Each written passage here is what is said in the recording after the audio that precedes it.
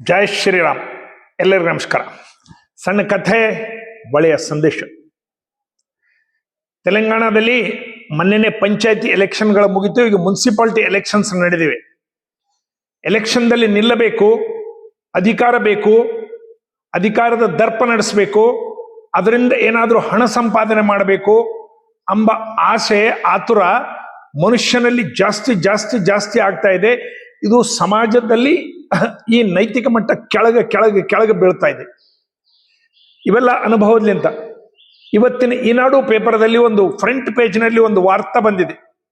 ನಿಜಾಮಾಬಾದ್ ಜಿಲ್ಲಾದಲ್ಲಿ ಒಂದು ಕಾಲುವೆಯಲ್ಲಿ 6 ವರ್ಷದ ಮಗುವಿನ, ಒಂದು ಹೆಣ್ಣು ಮಗುವಿನ ಡೆಡ್ ಬಾಡಿ ಸಿಕ್ಕಿದೆ. ಅದನ್ನೆಲ್ಲ ವಿವರಗಳನ್ನು ನೋಡಿದ್ರ ಮಹಾರಾಷ್ಟ್ರದಿಂದ 60 ಕಿಲೋಮೀಟರ್ ದೂರದಿಂದ ಒಬ್ಬ ವ್ಯಕ್ತಿ ತಾನು ಗ್ರಾಮ ಪಂಚಾಯತಿ ಎಲೆಕ್ಷನ್ ನಿಲ್ಲಬೇಕು. ಅವನಿಗೆ 3 ಮಕ್ಕಳು, 2 ಹೆಣ್ಣು 1 ಗಂಡು. 6 ವರ್ಷದ ಮಗುವಿನ ಕೊಲ್ಲಿಬಿಟ್ರೆ ನಾನು ಎಲೆಕ್ಷನ್ಗೆ ನಿಂದಿರಲಿಕ್ಕೆ ಅರ್ಹತೆ ಸಿಗ್ತದ. ಒಬ್ಬ ಮಗನ ದತ್ತ ಕೊಟ್ಟು ನೋಡಿದ. ಪುಣೆ ಕಾರ್ಪೊರೇಷನ್ ಇದಕ್ಕೆ ಹೋಗಿ ಅಲ್ಲಿ ಕೂಡ ಒಪ್ಪಲಿಲ್ಲ ಸರ್ಕಾರ. ಇಲ್ಲ, 3 ಮಕ್ಕಳಿದ್ದವ್ರಿಗೆ ಎಲೆಕ್ಷನ್ ನಿಂದಿರ್ಲಿಕ್ಕಿಲ್ಲ. ಒಬ್ಬ ಮಗು ಕಳೆದು ಹೋಗಿದೆ, ಎಲ್ಲೋ ಹೋಗಿದೆ ಅಂತ ಹೇಳಿ 2 ಮಕ್ಕಳನ್ನ ಪ್ರೂವ್ ಮಾಡ್ಬೇಕಂತ ಹೇಳಿ 6 ವರ್ಷದ ಮಗುವಿನ ಸರ್ಪಂಚ್ ನಿಂದಿರ್ಬೇಕಂತಕ್ಕಂಥ ತಂದೆ, ಜನ್ಮ ಕೊಟ್ಟ ತಂದೆ ನೀರಲ್ಲಿ ಮುಳುಗಿಸಿ ಕೊಲ್ಲಿದ್ದಾರೆ.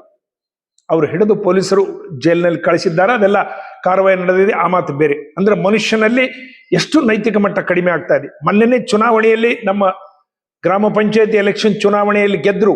ನಾನು ಕೆಲವು ಸರ್ಪಂಚರಿಗೆ ಗೆದ್ದವ್ರಿಗೆ ಕೇಳ್ತಾ ಇರ್ತೀನಿ, ಎಷ್ಟು ಖರ್ಚಾಯ್ತು ಸ್ವಾಮಿ? 30 ಲಕ್ಷ ಖರ್ಚಾಯ್ತು, 20 ಲಕ್ಷ ಖರ್ಚಾಯ್ತು, 50 ಲಕ್ಷ ಖರ್ಚಾಯ್ತು. ಇಷ್ಟೆಲ್ಲ ಖರ್ಚು ಮಾಡ್ತಾರ.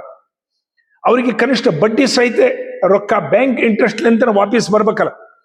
ಅವ್ರು ಏನಾದ್ರೂ ತಿನ್ಬೇಕು, ಎಲ್ಲಿಯಾದ್ರೂ ರೊಕ್ಕ ತೆಗಿಬೇಕೆಂಬ ಆಲೋಚನೆ ಇರ್ತದ ಹೊರತು 20, 30, 50 ಲಕ್ಷಗಳನ್ನು ಖರ್ಚು ಮಾಡಿ ಸಮಾಜ ಸೇವೆ ಮಾಡಬೇಕೆಂಬ ಭಾವನೆ ಬರಲಿಕ್ಕೆ ಬಹಳ ಬಹಳ ಕಡಿಮೆ. ಯಾರೋ ಒಬ್ರಿಬ್ರು ಬರ್ತಿರ್ಬೋದು, ಇಲ್ಲ ಅಂತಲ್ಲ, ಬಹಳ ಕಡಿಮೆ.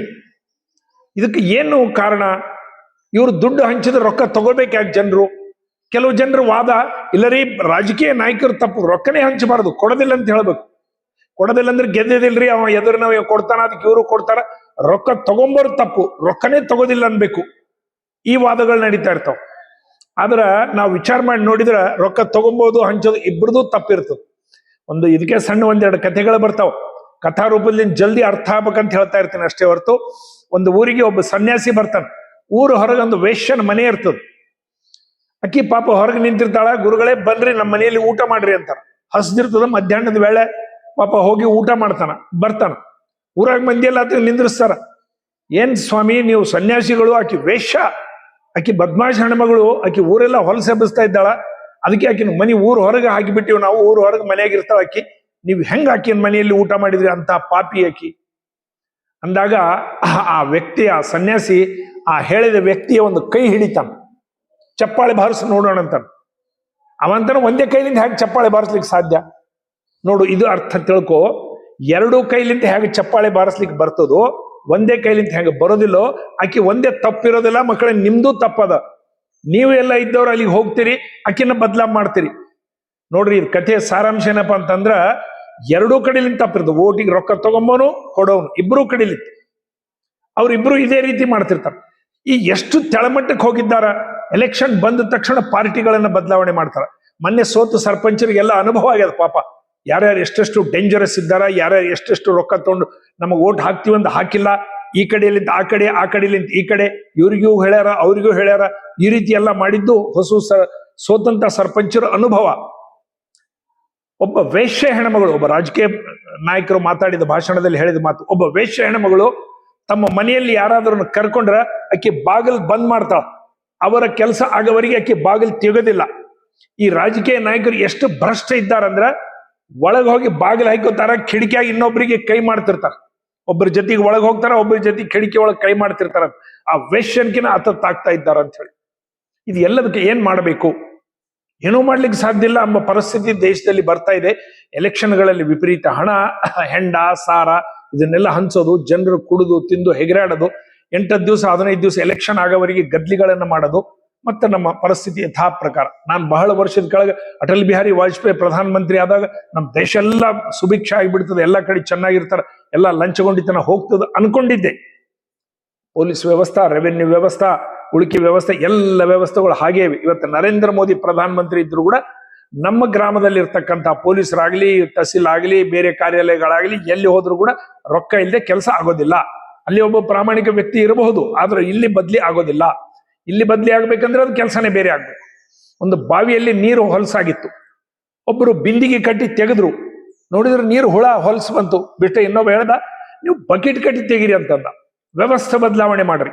CID, CBI, ಪೊಲೀಸ್ ಹೇಗೆ ನಮ್ಮ ಸರ್ಕಾರಗಳ ವ್ಯವಸ್ಥೆ ಮಾಡ್ತಿರ್ತಂಗ ವ್ಯವಸ್ಥೆ ಬದಲಿ ಮಾಡ್ರಿ ಅಂತಂದ್ರು.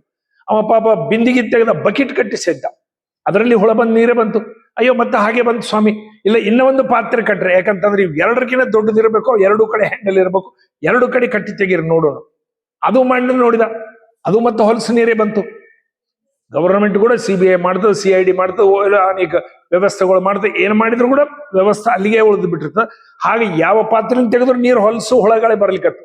ಒಬ್ಬ ಪಂಡಿತ ಬಂದ ಹೇಳ್ದಾರೆ, ಮೂರ್ಖರಿದ್ದೀರಿ, ಬಾವಿ ಒಳಗಡೆ ನೀರು ಸಂಪೂರ್ಣ ಹುಳ ಬಿದ್ದಿದೆ, ಬಾವಿ ಒಳಗೆ ನೀರೆಲ್ಲ ಕೆಟ್ಟೋಗಿದೆ. ನೀವು ಪಾತ್ರೆಗಳನ್ನು ಚೇಂಜ್ ಮಾಡಿದ್ರೆ ಏನಾಗ್ತದೆ?